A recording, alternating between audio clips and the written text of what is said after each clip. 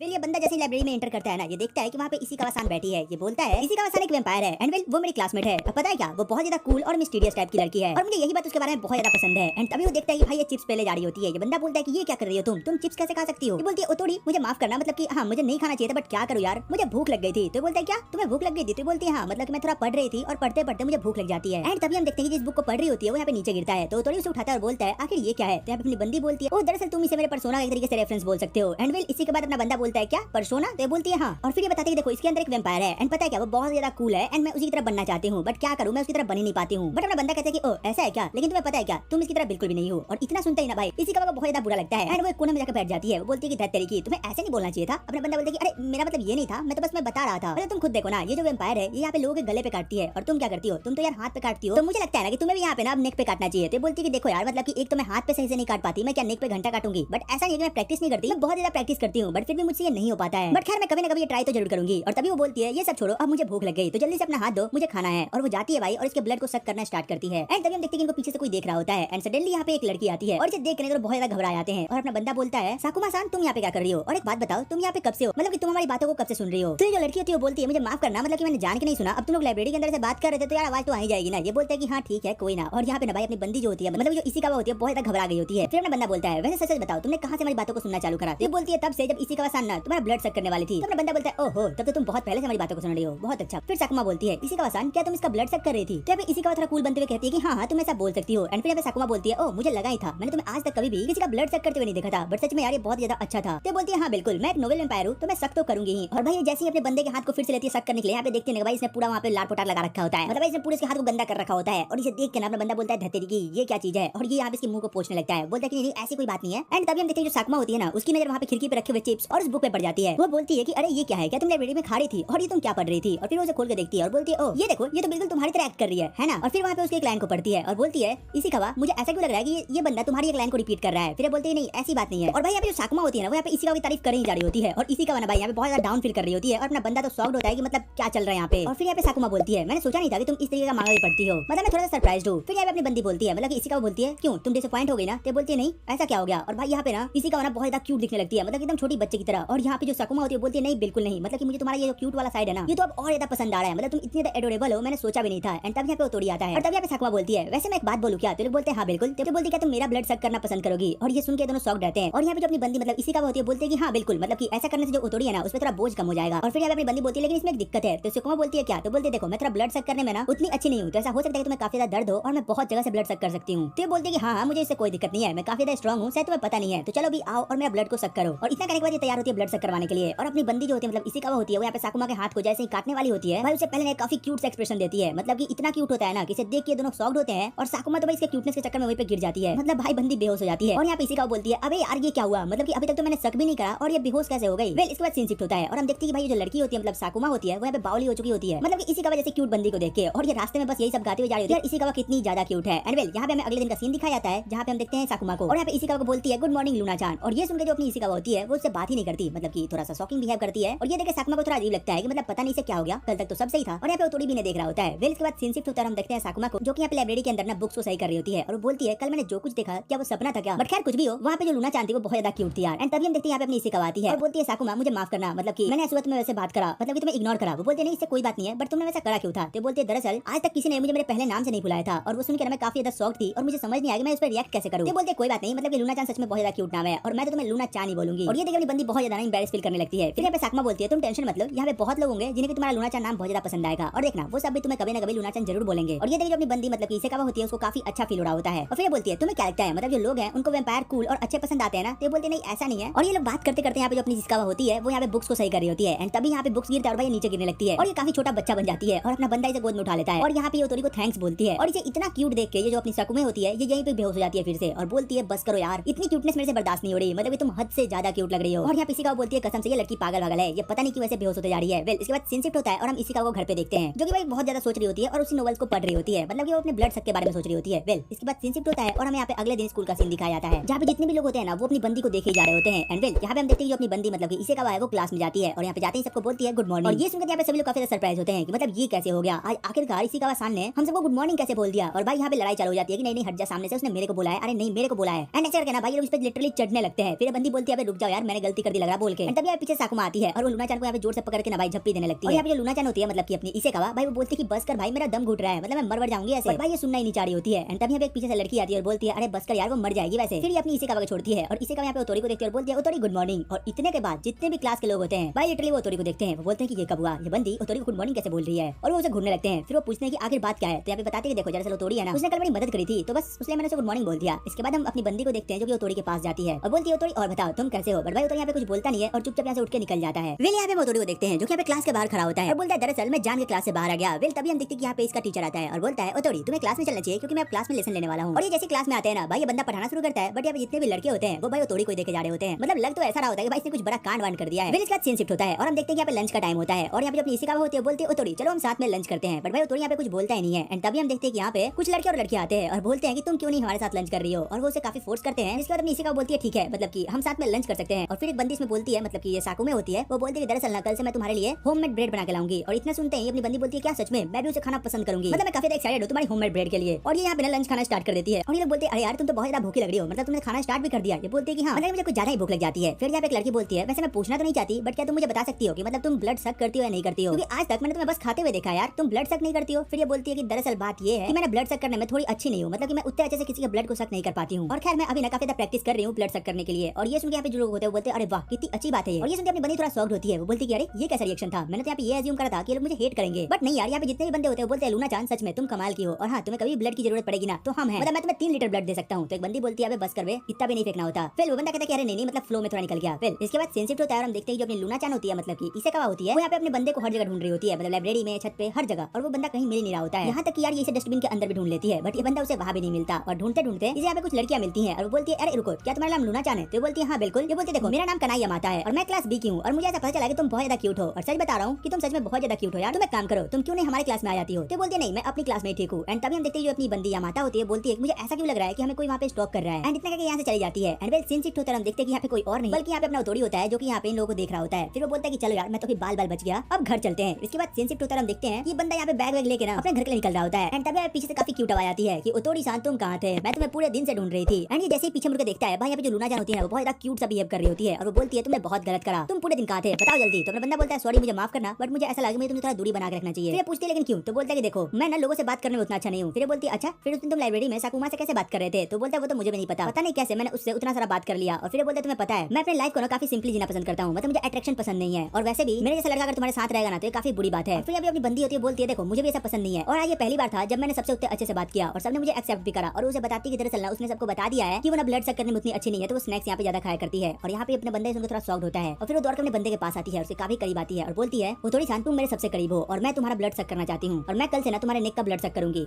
मतलब कि ट्राई करूंगी। और ये सुनकर अपना बंदा थोड़ा शॉक्ड होता है। वो बोलता है कि ठीक है तुम कर सकती हो, मुझे इससे कोई दिक्कत नहीं है। और यहाँ पे वो काफी हंसने लगता है और भाई लिटरली पहली बार हुआ जब मैंने इस बंदे का मुंह देखा है। और बोलता है सच में यार तुमसे बात करके मुझे काफी अच्छा लगा। एंड तभी यहाँ पे जो अपनी बंदी बोलती है ये सब छोड़ो मैं भी बहुत ज्यादा भूखी हूँ तो मैं तो चली भाई तुम्हारा ब्लड सक करने। अपना बंदा बोलता है अरे यहाँ नहीं यहाँ सब देख सकते हैं। तो बोलते हैं मुझे फर्क नहीं पड़ता। और भाई यहाँ पे इसी साथ एपिसोड खत्म हो जाता है। तो तुम कमेंट करके बताना कि तुम्हें एपिसोड कैसा लगा, इसकी एक्सप्लेनेशन कैसी लगी। और हाँ अगर अच्छी लगी हो तो एक लाइक एंड सब्सक्राइब करना मत भूलना। वेल तो चलो फिर मिलते हैं तुमसे एक और नई वीडियो एक और एक्सप्लेनेशन के साथ। तब तक के लिए टेक केयर।